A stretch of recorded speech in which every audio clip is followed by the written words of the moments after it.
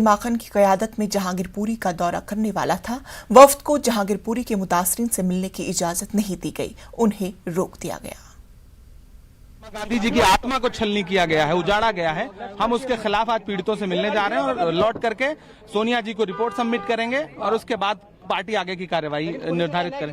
मुद्दे को लगातार बनाना चाहती हैं। आखिर दिल्ली को शांत क्यों नहीं देखना चाहते? सवाल ये उठता है कि एक तरफा कार्रवाई करते हो आप, लोगों को जो अधिकार कानून में दिया है, चाहे वो रेहड़ी पटरी का कानून है, चाहे मकान तोड़ने का, बुलडोजर भेजने का कानून है, आखिर कैसे डीएमसी एक्ट का उल्लंघन किया गया? इतने मुकदमे और मसले पेंडिंग है, वहां जाने की बजाय बुलडोजर वहां आता है जहां मामला सेंसिटिव है, जहां शांति कायम करने के लिए प्रयास किए जा रहे हैं और बुलडोजर भेजना। गृह मंत्री के दरवाजे खुले हुए हैं, गृह मंत्री के साथ एलजी दरवाजे बीजेपी के नेताओं के लिए खुले हुए हैं। तो सवाल आज ये है कि बीजेपी देश चलाना चाहती है, सरकार देश चलाएगी?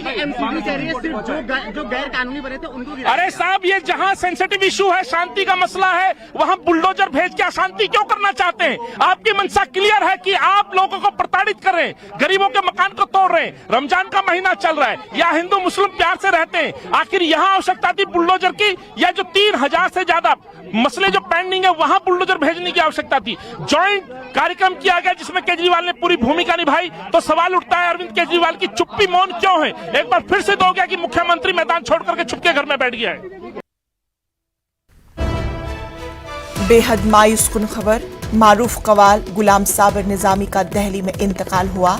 काफी अरसे से बीमार चल रहे थे। आज सुबह 8 बजे करीब आखिरी सांस ली है। शुगर समेत कई बीमारियों में मुब्तला थे गुलाम साबिर निजामी साहब। दिल्ली गेट कब्रिस्तान में उनकी तदफीन हो गई। बेहद मायूस कुन खबर आपको बता रहे हैं। मारूफ कवाल गुलाम साबिर निजामी का दिल्ली में इंतकाल हुआ। काफी अरसे से वो बीमार थे। आज सुबह 8 बजे के करीब उन्होंने आखिरी सांस ली। शुगर समेत कई बीमारियों में मुब्तला थे। दिल्ली गेट कब्रिस्तान में उनकी तदफीन की जाएगी।